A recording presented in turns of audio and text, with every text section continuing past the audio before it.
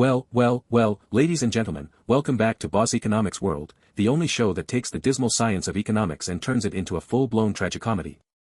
I'm your host, the one, the only, the guy who's been yelling at tariffs, trade deals, and central bankers since before it was cool. Today, we've got a story so juicy, so absurd, so dripping with economic irony, it could only happen in the year 2025. Buckle up, folks, because we're diving headfirst into the transatlantic trade deal that's got the EU crying, the US gloating, and economists everywhere reaching for the popcorn. Let's break it down, boss economics style. Picture this, it's July 29, 2025, and the European Union has just signed a trade deal with President Donald Trump that's so lopsided, it makes a seesaw with an elephant on one end and a feather on the other look balanced. The deal? The EU agrees to slap a 15% tariff on most of its exports to the US, while graciously reducing tariffs on some American products to, wait for it, zero. That's right, folks, zero, nada, zilch. Meanwhile, the EU is forking over $750 billion for American energy, $600 billion in US investments, and promising to buy vast amounts of military gear. Oh, and did I mention the deal was hashed out over a round of golf at Trump's Turnberry Club in Scotland? Because nothing screams serious economic policy like a 19th hole handshake. Now, before you start thinking this is just another day in the life of global trade, let's zoom out and look at the economic dumpster fire this deal is fanning.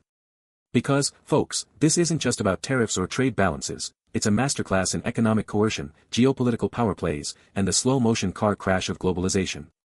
So, grab your calculators, your coffee, and maybe a stiff drink, because we're about to dissect this mess from point to surface, boss economics style. Let's start with the obvious, tariffs.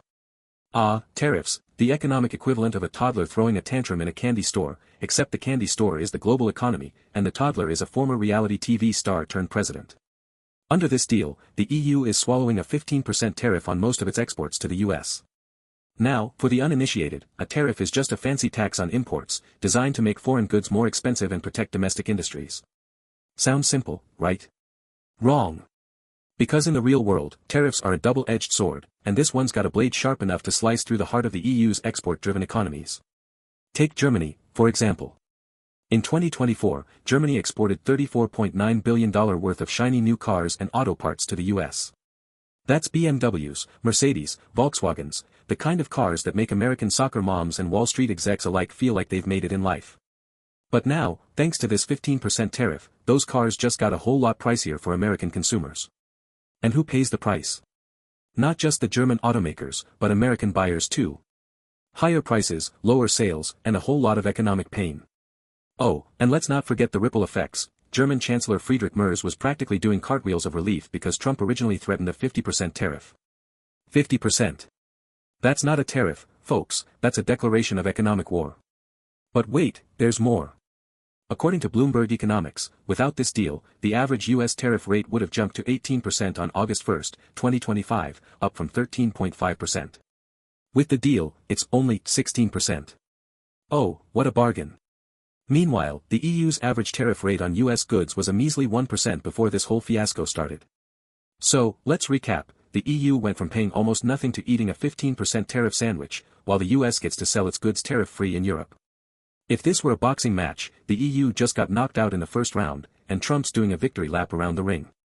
Now, let's talk about the euro, because this deal didn't just bruise the EU's pride, it sent the euro tumbling faster than a house of cards in a windstorm. On Monday, July 28, 2025, the euro dropped 1% against the dollar, hitting $1.1626, the biggest drop since May 12, 2025.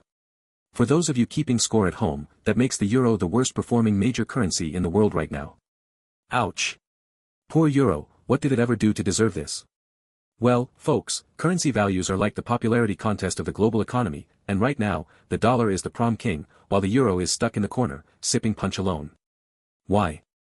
Because this deal signals to the world that the US is calling the shots, and investors are flocking to the dollar like it's the last lifeboat on the Titanic.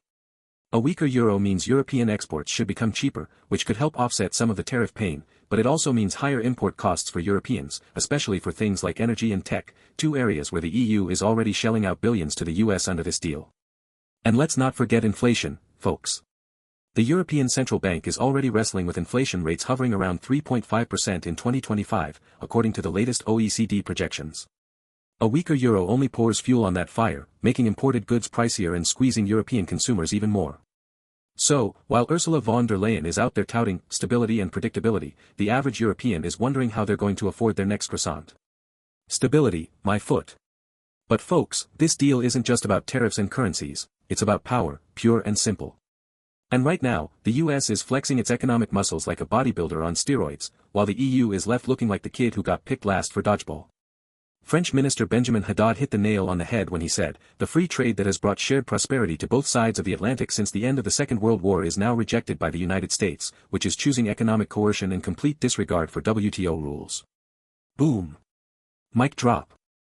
That's right, folks, the World Trade Organization, the folks who are supposed to keep global trade fair and square, is basically being treated like a doormat by the US. And the EU? Well, they're not exactly fighting back with gusto. Instead of standing up to Trump's economic bullying, they've rolled over and agreed to buy $750 billion in American energy, $600 billion in US investments, and vast amounts of military gear. That's not a trade deal, folks, that's a ransom note. And let's talk about those energy and military purchases for a second, because this is where the geopolitical rubber meets the road. The EU's dependence on US energy has skyrocketed since the Russia-Ukraine war kicked off in 2022. According to the International Energy Agency, US liquefied natural gas exports to Europe hit a record 90 billion cubic meters in 2024, accounting for nearly 50% of Europe's LNG imports. Now, with this deal, the EU is locking itself into even more dependence on American energy, all while paying through the nose for it.